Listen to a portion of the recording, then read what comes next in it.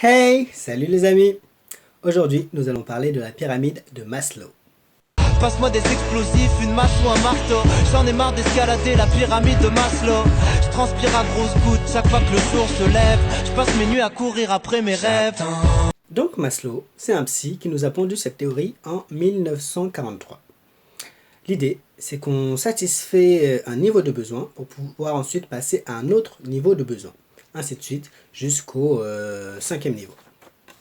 Le premier niveau, ce sont les besoins physiologiques. Donc physiologiques, ce sont les besoins naturels. Manger, dormir, sexer, respirer. Voilà. Ensuite, une fois qu'on a satisfait ces premiers besoins, on peut passer au deuxième niveau, qui est le besoin de sécurité. Donc avoir un environnement stable, avoir un toit sur la tête, avoir des habitudes, etc. pour avoir un sentiment de sécurité, être dans un endroit où tu ne vas pas te faire agresser tous les jours, etc., etc. Troisième niveau, le besoin d'appartenance. Donc là, il y a l'appartenance à une famille. Ça peut aussi être l'appartenance à un groupe, à une communauté. Ben voilà, n'importe quel groupe social en fait. Ça peut être amical, familial, n'importe. Et on appartient tous à un groupe, qu'on le veuille ou non. Par exemple, si tu es au lycée, tu appartiens au groupe des élèves du lycée, que tu le veuilles ou non, tu en fais partie. Même si tu te considères différent, eh ben, tu en fais quand même partie. Avec ce besoin d'appartenance vient aussi le besoin d'affection. Et vient aussi le besoin suivant qui est le besoin d'estime. Donc ça c'est la reconnaissance sociale, le sentiment d'être utile et d'avoir de la valeur au sein de la société. Avoir besoin que les autres t'apprécient. Et tout au sommet de la pyramide vient le cinquième niveau, le besoin d'accomplissement de soi. Alors là, ça vient de soi-même. Développer son potentiel, ses connaissances, ses valeurs, s'accomplir soi-même. Et le sixième besoin qui vient encore plus au-dessus, le besoin ultime, je pense que c'est de s'abonner à ma chaîne.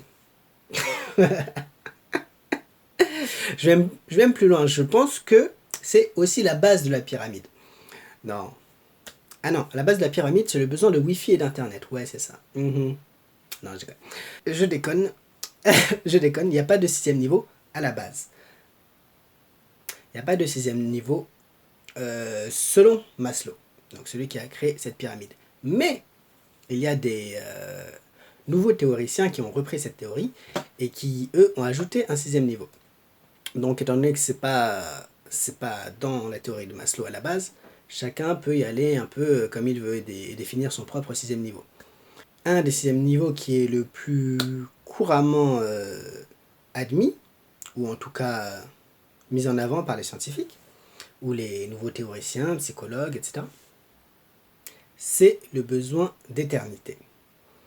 Et c'est vrai que c'est un besoin qu'on peut voir chez les personnes qui ont atteint un certain niveau de l'échelle sociale, et aussi chez les grandes entreprises, la recherche d'éternité, et de vouloir durer le plus longtemps possible, ou la jeunesse éternelle, ou faire un projet tellement grand, tellement fou qu'il passe à la prospérité. Donc tout ça, ça va dans le besoin d'éternité. Mais comme je l'ai dit, le niveau 6 n'est pas défini, donc vous pouvez créer le vôtre, si vous arrivez déjà à ce niveau de la pyramide, ou même sans y arriver, mais en objectif, vous pouvez créer votre propre sixième niveau. Ensuite, comment utiliser cette pyramide? Eh ben, elle a de nombreux usages, notamment en marketing. C'est beaucoup les marketeurs qui ont développé cette pyramide telle qu'on la connaît aujourd'hui, parce qu'elle sert à cibler les acheteurs. C'est-à-dire que selon les produits que tu vends, eh ben, il va falloir savoir à quel niveau de la pyramide tu te situes. Par exemple, tu ne peux pas vendre un produit qui arrive, un produit de luxe qui arrive, je ne sais pas, sûrement dans le besoin d'estime, donc au quatrième niveau. Tu ne peux pas le vendre à quelqu'un qui n'a même pas de quoi manger et qui n'a même pas fini de combler son premier niveau. Donc, par exemple. Mais elle a donc aussi, bien sûr, une utilité sur la psychologie, puisque à la base, Maslow était un psychologue. Et elle peut vous être utile à vous personnellement pour le développement de soi, l'accomplissement de soi, pour se donner des objectifs ou pour voir où est-ce qu'on en est. Voilà.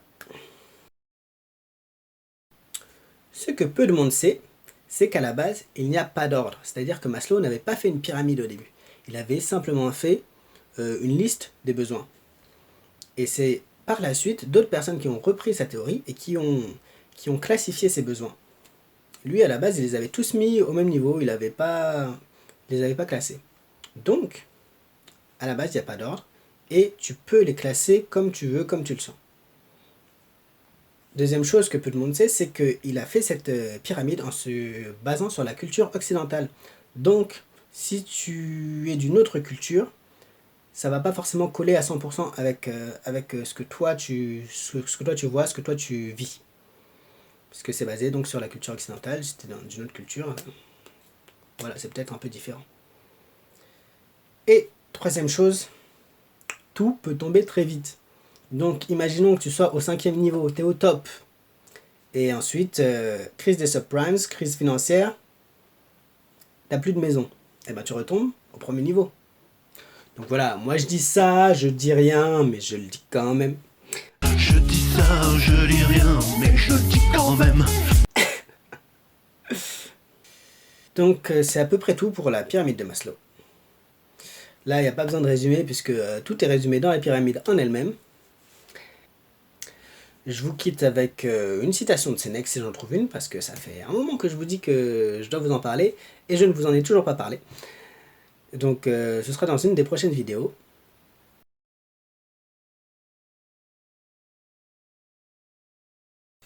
Et à part ça, à la prochaine!